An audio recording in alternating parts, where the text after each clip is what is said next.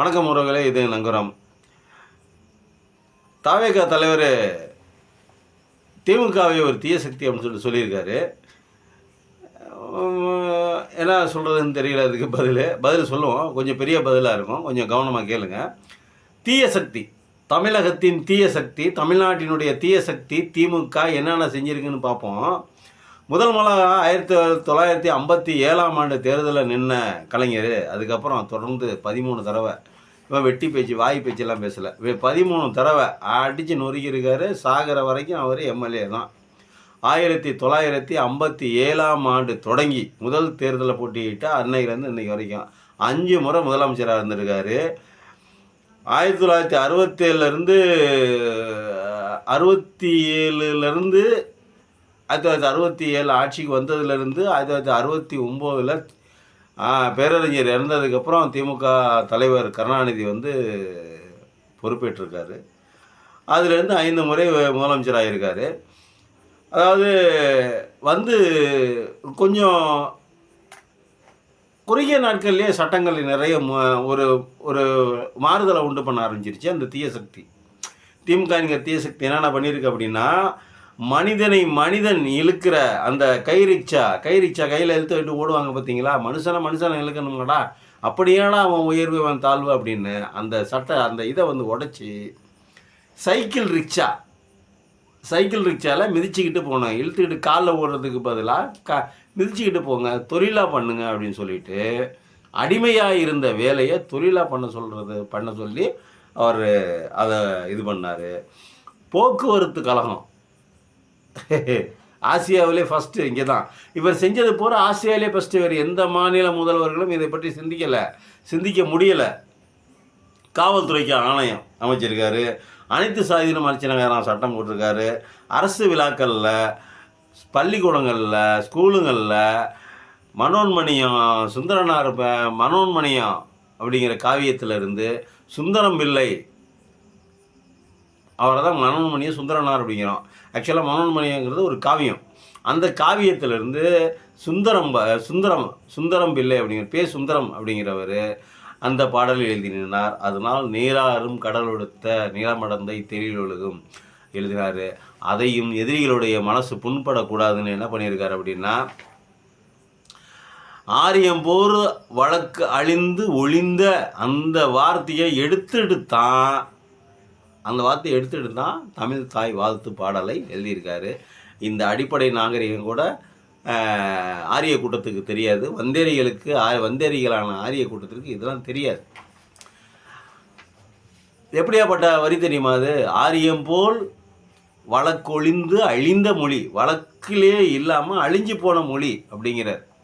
அது போல இல்லாமல் உன் சீர் இளமை செயல் மறந்து திறம் மறந்து செயல் மறந்து வாழ்த்துதுமே அப்படிங்கிறாரு சுந்தரம் பிள்ளை அவர்கள். அப்புறம் நில உச்சவரம்பு சட்டம் அது நிறைவேற்றி 30 ஏக்கர் 15 ஏக்கருக்கு குறைச்சிருக்காரு. குடிசையில் ஒரு ஒருத்தர் குடிசை மாற்று வாரியம் ரொம்ப முக்கியமானது. குடிசையில், உண்டு குடிசையில், ஓட்ட குடிசையில், மழையில் நனைஞ்சிக்கிட்டு வெயிலில் காஞ்சிக்கிட்டு கிடந்த அந்த மக்களை காப்பாற்றுறதுக்கு, அந்த மக்களுக்கு ஒரு புத்துணர்வு தரத்துக்கு நல்ல வீடு கிடைக்கிறது குடிசை மாற்று வாரியம். அடுக்குமாடி குடியிருப்புகளில் குடிசை மாற்று வாரியம் கொண்டு வந்தது 1970 நீ நினைக்க இது தீயசக்தி செஞ்ச வேலை. பார்வையற்றவர்கள் கண்ணொளி வழங்கும் திட்டம், கண்ணாடி கொடுக்கறது, பார்வையற்றவர்களுக்கு செக் பண்ணி கண்ணாடி போட்டு விடுறது கண்ணொளி வழங்கும் திட்டம். பிச்சைக்காரர்களுக்கு மறுவாழ்வு திட்டம், விதவை திருமணம், கலப்பு திருமணம், இவங்களுக்கெல்லாம் நிதியுதவி, விதவை திருமணத்துக்கு நிதியுதவி, கலப்பு திருமணத்துக்கு நிதியுதவி. பிற்படுத்தப்பட்டோர், மிகவும் பிற்படுத்தப்பட்டோர் மேம்பட்ட தனி அமைச்சகம் உருவாக்கினார். 25% இருந்ததை பிற்படுத்தப்பட்ட மிகவும் பிற்படுத்தப்பட்டோருக்கான இடஒதுக்கீடு பர்சன்டேஜ் 25% இருந்ததை 31% மாற்றி அவர்களுடைய வாழ்க்கையை உயர்வதற்காக அரும்பாடுபட்டது இந்த இயக்கம், திமுக இயக்கம். அப்புறம் சேலம் உருக்காலை திட்டம், சேலத்தில் உருக்காலை இரும்பு கம்பெனி இந்த தீய சக்தி தான் கொண்டு வந்தது. 1947 சுதந்திரம் வாங்கினதுலேருந்து 1973 வரைக்கும் எந்த மாநிலத்திலையும் முதல்வர்கள் கொடியேற்றக்கூடாது. 47, 57, 67, 73 கிட்டத்தட்ட 35 வருஷம் கழித்து முதல்ல கலைஞர் தான் அதற்கான ஏற்பாடுகளை செஞ்சு தமிழ்நாட்டில் மட்டுமல்லாமல் இந்தியாவில் இருக்கிற மாநிலங்கள் அத்தனையிலையுமே அந்தந்த மாநில மக்களால் தேர்ந்தெடுக்கப்பட்ட முதலமைச்சர் கொடியேற்றலாம் அப்படிங்கிற சட்டத்தை 1973 கொண்டு வந்து அதற்கான இந்திரா காந்தி அம்மையார்கிட்ட பேசி அதுக்காக ஒப்புதல் வாங்கி 1974 வருஷம் கோட்டையில் கொடியேற்றினார் கலைஞர் கருணாநிதி அவர்கள்.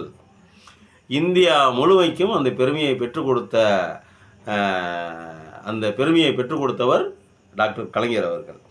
இன்னும் நிறையா இருக்குது, இன்னும் ஏகப்பட்டது இருக்குது. அவர் இதை வந்து தீயசக்தின்னு சொன்னால அதுக்காக இதெல்லாம் சொல்கிறேன். அதாவது பாசனத்துக்கு இலவச மின்சாரம் எங்கேயுமே கொடுத்ததில்ல, உலகத்தில் எங்கேயா கொடுத்துருக்காங்கன்னு நினைப்பாரு.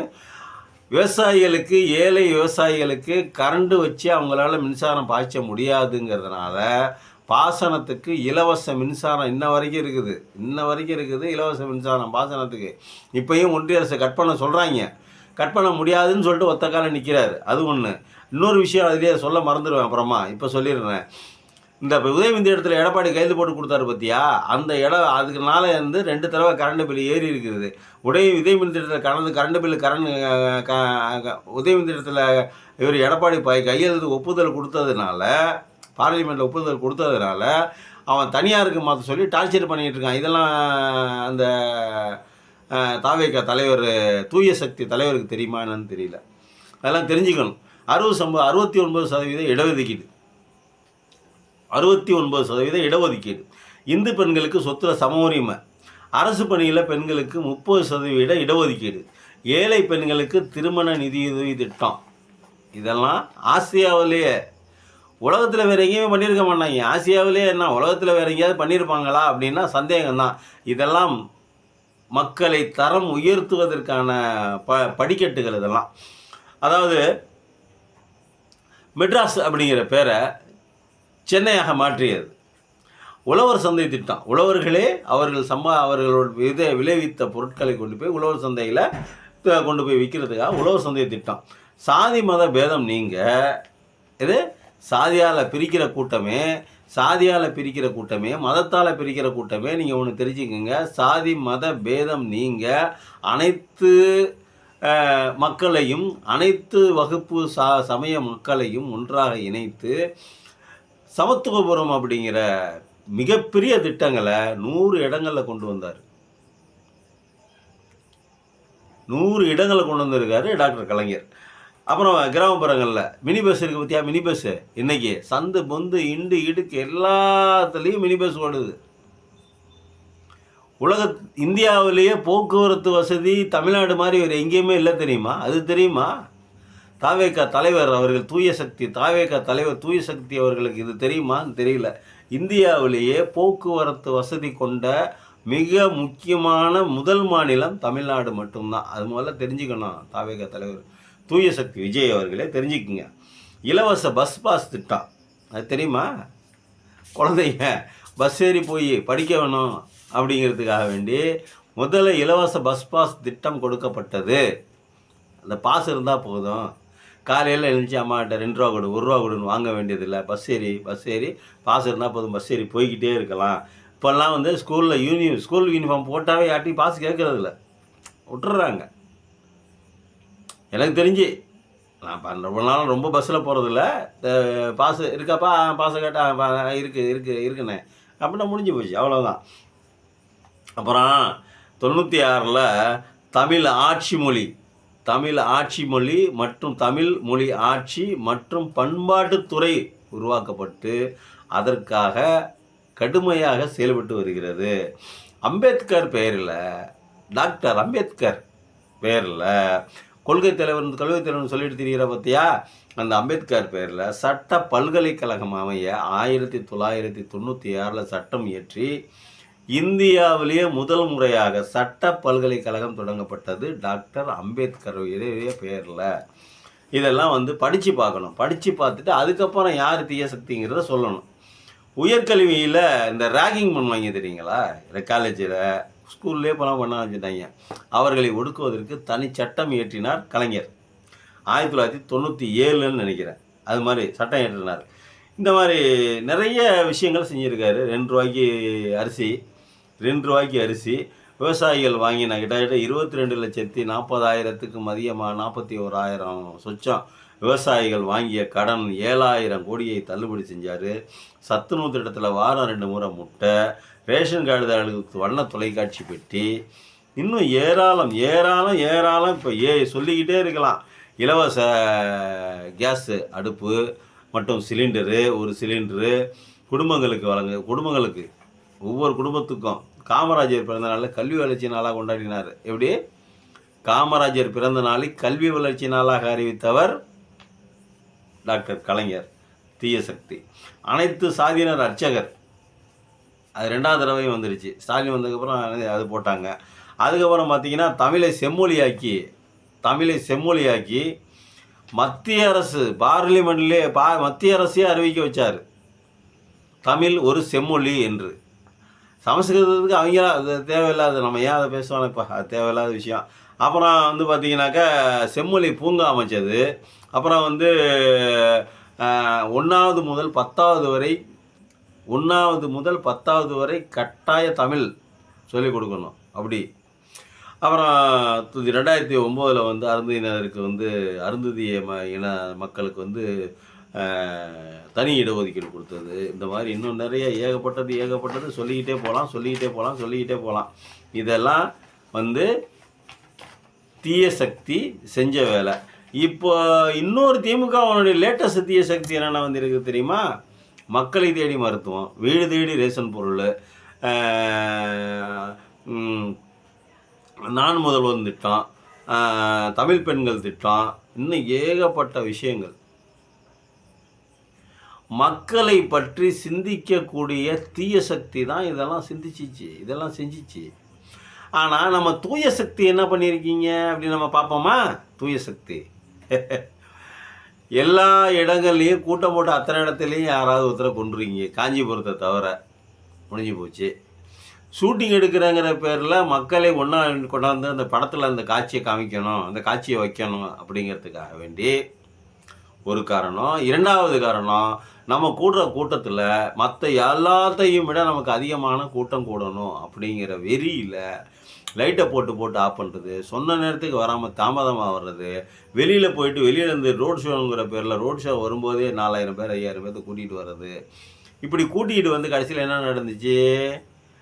தூய சக்தி என்ன பண்ணியிருக்கு? 41 பேரை காவு வாங்கியிருக்கு, உயிரை எடுத்திருக்கிறது. இதுதான் மேட்ரு. அப்போது தீய சக்தி என்னென்ன பண்ணிச்சு? இந்த தூய சக்தி என்னென்ன பண்ணிச்சு? தூய சக்தியா? அப்போ தூய சக்தி என்னென்ன பண்ணியிருக்கு? நம்ம கொஞ்சம் அலசி ஆராய்ச்சி பார்க்கணுங்கள. அப்போ தூய சக்தி என்ன பண்ணியிருக்கு? இது வரைக்கும் இந்த நாட்டுக்குன்னு ஒரு சின்ன துரும்பை கிள்ளி போட்டிருக்கா? இல்லை. 10 நயா பைசா இது வரைக்கும் இல்லை. நாட்டுக்காக வேணாம், உன்னைய ரசித்ததுக்காக செஞ்சிருக்கியா? இல்லை. சரி, இந்த 100 ரூபா, 150 ரூபா, 160 தான் டிக்கெட்டு. இப்போ சினிமா டிக்கெட்டு அரசு நிர்ணயிச்ச தொகை அவ்வளோதான். ஆனால் எவ்வளோக்கு விற்கிறாங்க? தூய சக்தியோட டிக்கெட் எவ்வளோ விற்கிது?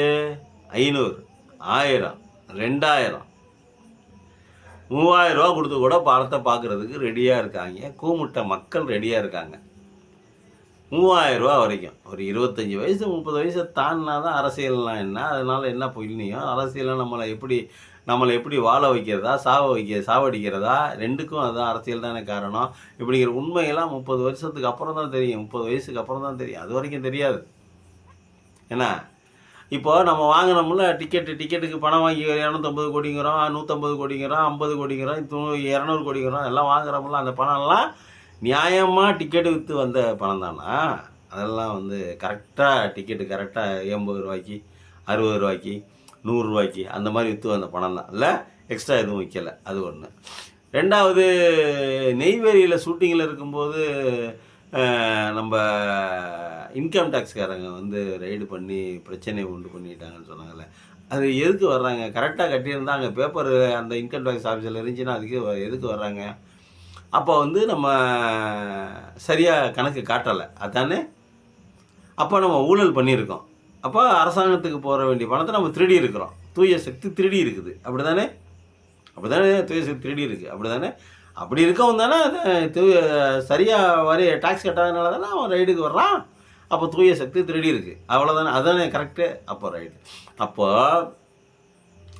இது வரைக்கும் இந்த தூய சக்தி என்னென்ன பண்ணியிருக்குன்னு பார்த்தாக்கா, அதிக விலைக்கு டிக்கெட்டை விட்டுறது, வருமானத்துக்கு சரியாக வரி கட்டாமல் இருந்தது, அப்புறம் குடும்பம் அது புட்டுக்கிட்டு போயிடுச்சு. அது அது அது பொது மனிதன் வந்துட்டாக்கா பேசணும். இப்போ நீ முதலமைச்சராக போகிறேன்னு சொல்கிற அந்த தாவேகா தலைவர் இப்போ எல்லாத்துக்கும் நாட்டுக்கு முதல்வராக ஆகும்போது என்ன ஆகும் அப்படின்னா, முதல்வராகிறேன், நான் எல்லாத்தையும் உங்களை பூரா காப்பாற்றுறேன், 6.5 கோடி பேரை 7 கோடி பேரை பார்க்குறேன், தைரியமாக இருங்க,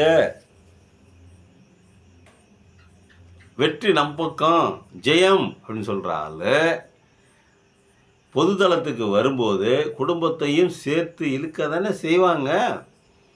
உங்கள் மனைவி எங்கே, உங்கள் குழந்தைங்கள் எங்கே, எத்தனை பேர் இருக்காங்க வீட்டில், யார் யார் இருக்காங்க, இதெல்லாம் கேட்க தானே செய்வாங்க. கேட்டால் கோபம் வந்துடும்.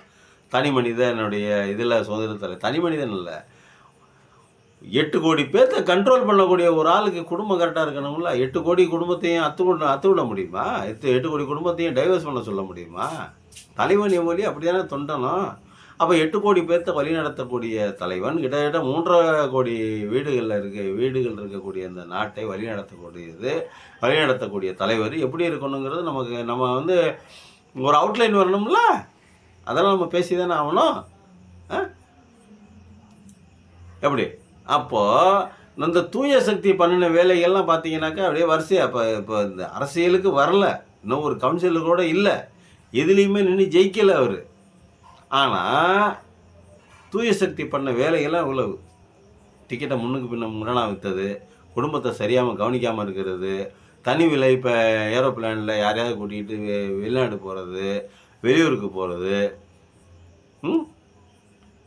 41 பேரை கொல்றது, 41 பேர் கூட்டம் ரசிகர்கள், அப்பாவி ரசிகர்கள் ரசித்ததை தவிர உங்கள் தேவைக்கு தலைவர் ரசித்ததை தவிர அந்த ரசிகர்கள் என்ன தப்பு பண்ணாங்க? ஏன் 41 பேர் சாகணும்? என்னைக்காவது யோசிச்சு ஒரு குற்ற உணர்ச்சியோடு என்னைக்காவது நீங்கள் பேசியிருக்கீங்களா? பேசுனதில்லை. அப்புறம் எப்படி ஆகுறது? இப்போ யார் தீய சக்தி, யார் தூய சக்தி? திமுக தீய சக்தி தானே, அப்படி தானே சொன்ன நீ தூய சக்தி. இப்போ யார் பண்ணினது மேலே இருக்குது பார்க்கணும்ல. இப்போ தமிழ்நாடு இந்த உயரத்துக்கு வந்திருக்குது அப்படின்னா 1947 சுதந்திரம் வாங்கும்போது எல்லா மாநிலங்களுக்கும் கிடைக்கிற மாதிரி தானே சுதந்திரம் தமிழ்நாட்டுக்கும் கிடைச்சிது. ஏன் தமிழ்நாடு மேலே இருக்குது? அதை கேட்க வேண்டிய கேள்வி. ஏன் 2வது பொருளாதாரமாக இருக்குது அப்படின்னு கேட்கக்கூடாது. முதல் பொருளாதாரம் மகாராஷ்டிரா கிட்டத்தட்ட 400 வருடங்களுக்கு மேலாக அந்த போக்குவரத்தையும் சரி, அந்த மாநிலத்தில் மகாராஷ்டிரா மாநிலத்தில் அந்த தொழில் அபிவிருத்தியும் சரி, அது திட்டமிட்டு இம்ப்ரூவ் பண்ணி செஞ்சுருக்காங்க. திட்டம் போட்டு வெள்ளக்காரங்காலத்திலேருந்து 400 வருடங்களாக கட்டமைக்கப்பட்டது பாம்பே துறைமுகம். அந்த போக்குவரத்து, அந்த சமாச்சாரம் பூரா 400 வருடங்களுக்கு முன்பிலிருந்து அதை கட்டமைச்சிருக்காங்க. வியாபார நகரமாக, வியாபார கேந்திரமாக, ஒரு பெரிய தொழில் ஸ்தாபனங்கள் கொண்ட நகரமாக மும்பை வந்து கட்டமைக்கப்பட்டிருக்கிறது. ஆனால் தமிழ்நாடு 1947 வரைக்கும் அப்படி தான் இருக்குது.